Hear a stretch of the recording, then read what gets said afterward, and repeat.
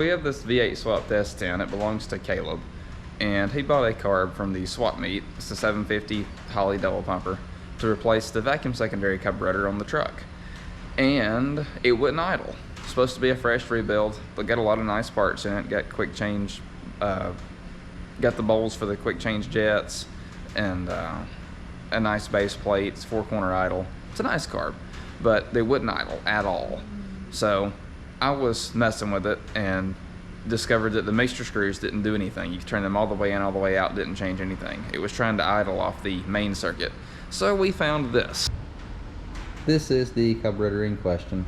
And if you see right here, on where the base plate goes on the bottom of the main body, if you lay this gasket on here, all the holes line up. When we took it off, we noticed that there was a print beside this hole.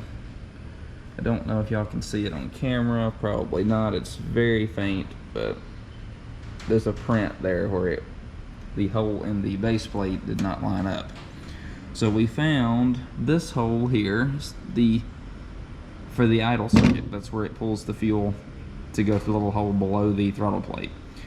So I found this gasket in my assortment of stuff that has a slot here, and that slot lines up with the hole in the base plate. And if you take it off and lay it up here, it also lines up with the hole on the carburetor.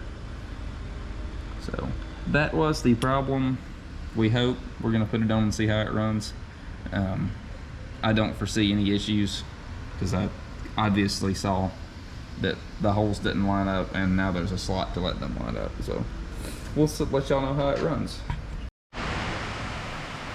Alright, so we got the carburetor put back together, got the weird base plate gasket anomaly took care of. We got it all adjusted out, so we're going to start it up and let y'all hear it run. Alright, no gas, no